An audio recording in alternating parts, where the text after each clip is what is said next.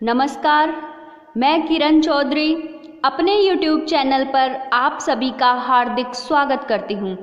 हम पढ़ रहे हैं राजस्थान की ज्योग्राफी।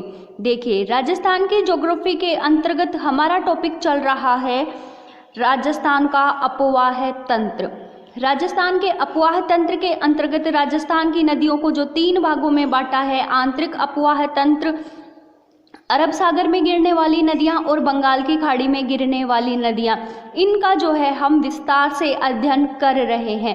इसके बाद हम जो राजस्थान की नदियों हैं उनसे मतलब अभी हम सीधा नदियों से रिलेटेड बात नहीं कर रहे, पर हाँ, ये जो टॉपिक आज हमने लिया है वो नदियों से संबंधित ही है। जैसे कल के टॉपिक में भी हमने बात की थी नदियों पर स्थित त्रिवेणी संगम। आज हम बात करने जा रहे हैं नदियों के किनारे स्थित शहर और जलप्रपात, जहां से जो है एग्जाम में क्वेश्चन बहुत बार देखने को मिलता है। जैसे नदियों के किनारे स्थित शहर, इस तरीके के क्वेश्चन आप चाहे राजस्थान की नदियां देख लीजिए, भारत की नदियां, या जो है वर्ल्ड की जो इम्पोर्टेंट जो नदियां हैं वहाँ से भी इस तरीके के क्वेश्चन पूछे जाते हैं कि जो है इस नदी के किनारे स्थित शहर कौन सा है, या ये शहर कौन सी नदी के किनारे है। तो इसी तरीके जो है हम देखेंगे कि राजस्थान की जो नदियां हैं उनके किनारे पर जो मुख्य जो शहर जो बसे हैं, नगर जो बसे हैं, वहाँ से जो क्वेश्चन बनते हैं उन्हीं क्वेश्चनों की हम बात करेंगे। तो सबसे पहले हम बात करते हैं बनास नदी की। देखते हैं बनास नदी के किनारे कौन कौन से जो है शहर बसे हैं। बनास नदी के किनारे नाथद्वारा कहाँ है? राजसमंद में। तो राजसमंद का जो है नाथद्वारा, टोंक और सवाई माधोपुर, ये तीनों जो शहर हैं वो बनास नदी के किनारे बसे हैं। अगर आपने नदियों वाले टॉपिक को और भौतिक विभाग वाले टॉपिक को बहुत अच्छे से पढ़ा है तो इन नगरों को याद करना कोई बड़ी बात नहीं है। क्योंकि हमने मानचित्र में बनास नदी का उद्गम देखा, किन जिलों से होते हुए वो किस तरीके से है जो आगे जाती है, तो हमें पता है कि उसका अपवाह क्षेत्र क्या है। अपवाह क्षेत्र मानचित्र में पता है तो हम आसानी से जो है ये जान लेंगे कि बनास नदी के किनारे कौन कौन से शहर स्थित हैं। नाथद्वारा, टोंक, सवाई माधोपुर। एक ट्रिक भी है इन तीनों शहरों को याद करने की, नाटक मत कर। ना से नाथद्वारा, टे से टोंक और मैं से माधोपुर।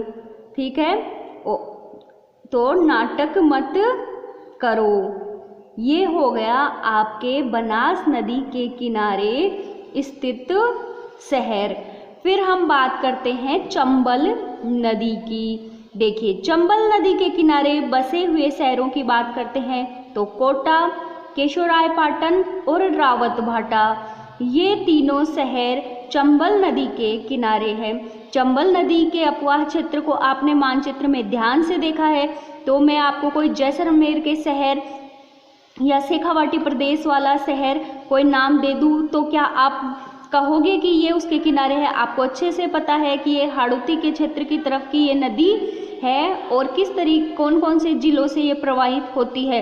इतना भी अगर आपको ध्यान है तो जो एग्ज़ाम है, एग्ज़ाम में जो शहरों का एक युग्म दिया हुआ होगा उसमें से आप जो है आसानी से राइट आंसर कर दोगे।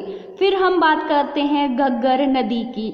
देखिए, हाँ, इसकी एक बार ट्रिक देख लेते हैं। चंबल नदी के किनारे जो 3 शहर, रावत का केक, तो रावत का रावतभाटा, का से जो है कोटा, केशोरायपाटन से केक। ठीक है, इस तरीके से ये हो गया रावत का केक।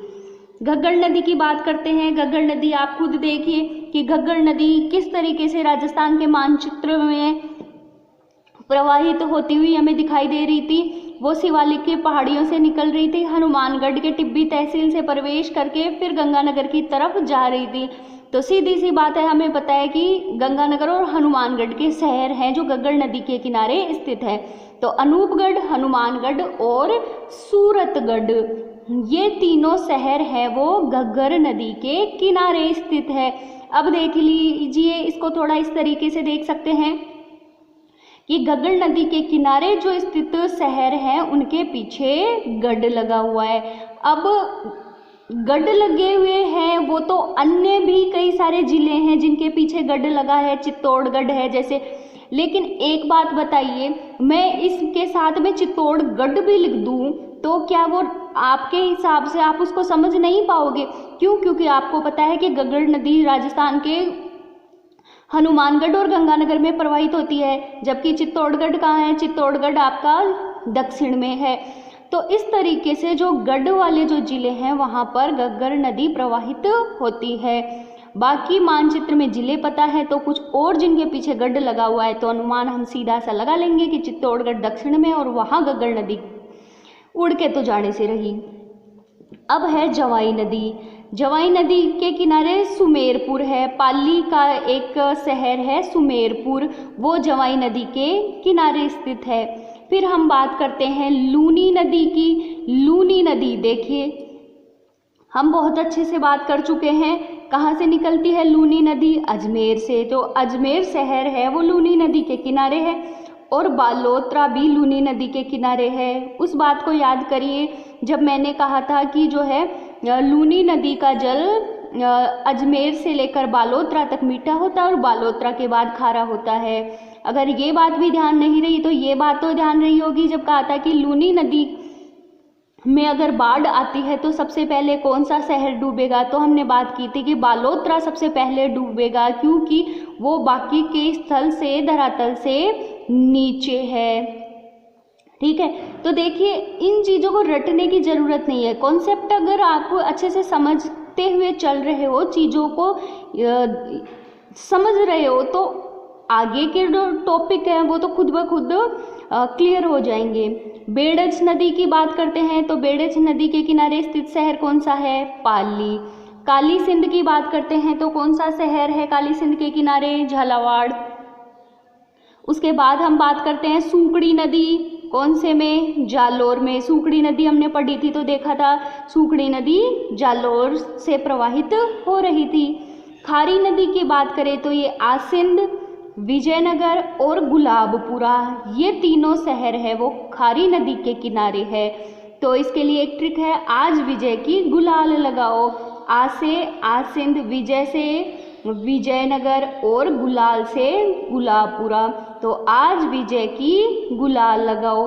और कोठारी नदी, कोठारी नदी के किनारे कौन सा शहर बसा हुआ है? भीलवाड़ा। कोठारी नदी के किनारे कौन सा शहर बसा हुआ है? भीलवाड़ा।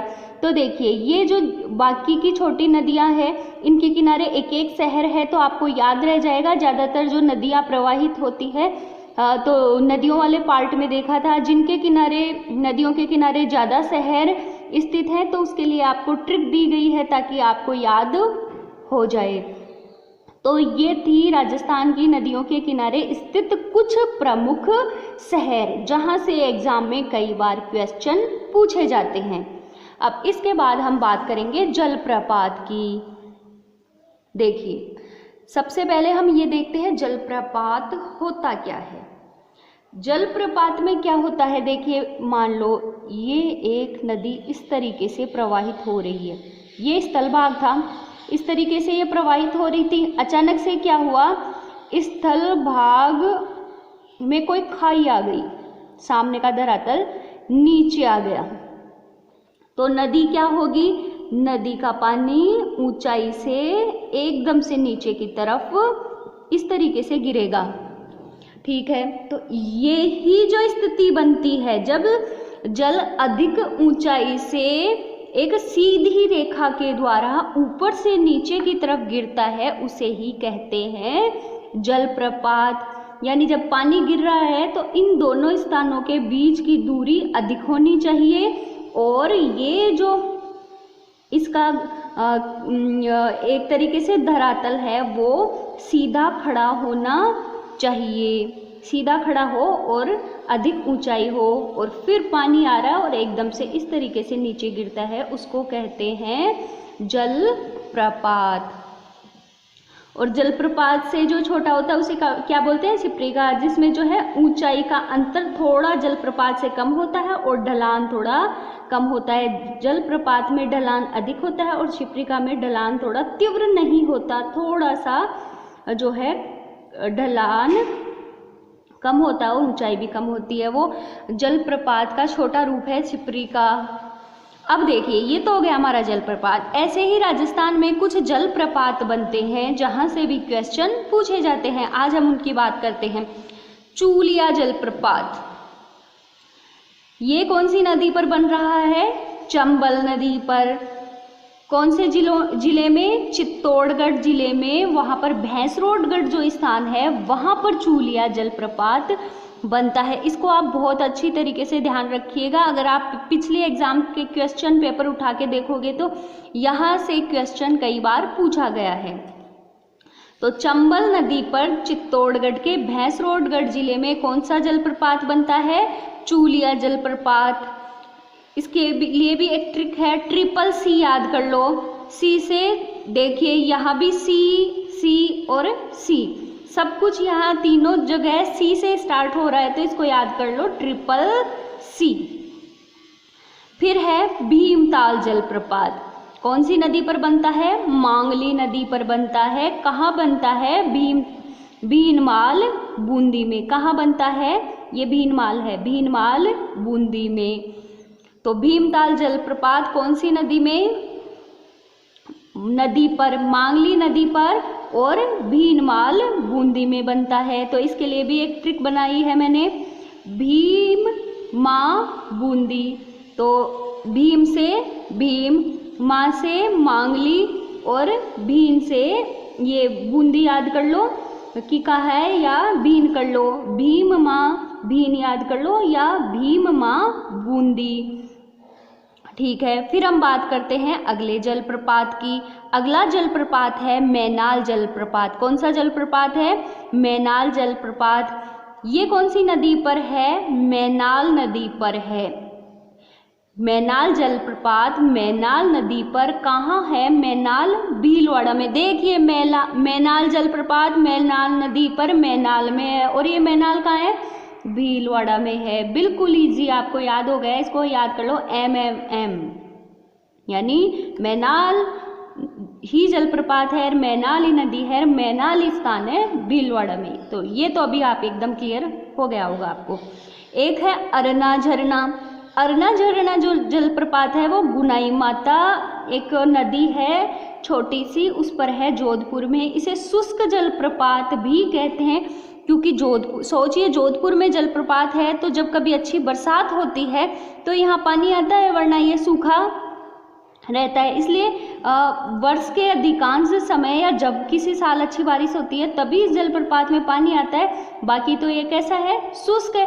रेत यहाँ पर उड़ती रहती है, इसलिए इसे शुष्क जलप्रपात भी बोलते हैं। तो इस जो है पॉइंट को भी अच्छे से ध्यान रखना। शुष्क जलप्रपात है अरना झरना, गुनाई माता, जोधपुर। तो जो इम्पोर्टेंट जो जलप्रपात है जहाँ से क्वेश्चन पूछे जाते हैं उनकी हमने बात की है। आप इनको अच्छे तरीके से ध्यान रखिए।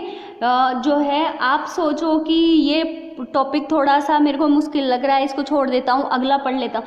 तो आप जब मेरे साथ साथ चल रहे हो तो आपने देखा होगा कि जब हम शुरुआत से चलते हैं और हर चीज़ को समझते हुए, याद करते हुए चलते हैं, तभी जो है अगला पॉइंट हमारे लिए जो है आसान होता है, वरना नेक्स्ट जो टॉपिक है वो समझना बहुत मुश्किल हो जाता है। बहुत उसको याद करना होता है, या याद भी नहीं हो तो फिर रटने ही पड़ेंगे। लेकिन आप अगर मेरे साथ शुरुआत से चल रहे हो तो आप खुद देख लीजिए कि इन जलप्रपातों को याद करना या नदियों के किनारे स्थित जो शहर है उनको याद करने की ज़रूरत ही नहीं पड़ेगी अगर आपकी नदियाँ क्लियर है। इसी तरीके से आगे के पॉइंट्स ऑटोमेटिकली जो है क्लियर होते हुए चले जाएंगे। इसलिए आप कोई भी पॉइंट पढ़ रहे हो तो उसको रटो मत, चूलिया जलप्रपात, चंबल नदी, चित्तौड़, आप उसको समझ लो, नदी को समझ लो। तो नदी से रिलेटेड फिर वो जलप्रपात है, नदी के किनारे स्थित शहर है, या जो भी कुछ और भी चीज़ें हैं, कौन सा वहाँ पर मान लीजिए कि उसके पास में फॉरेस्ट है, कौन सी वहाँ पर पहाड़ी है, कौन सा वहाँ पार्क है, वो चीज़ें ऑटोमेटिकली जब एक चीज़ सिर्फ हम कोई पॉइंट है आपको याद करना, उसी पॉइंट को याद करते हो तो क्या होगा, आपको वही पॉइंट याद होगा। लेकिन इस पॉइंट को आप इस तरीके से पढ़ते हो आसपास की चीज़ों को ध्यान में रखते हुए, तो नेक्स्ट अपन जो भी पॉइंट पढ़ेंगे वो हमें अच्छे से याद हो जाएंगे। तो जो स्टूडेंट मेरे साथ नए जुड़ रहे हैं उनसे रिक्वेस्ट है कि आप मेरा जो है पहले वीडियो से एक बार देखना शुरू कीजिए, पहले वीडियो से आगे की तरफ चलिए, फिर देखिए ये पढ़ने में कितना आनंद आता है।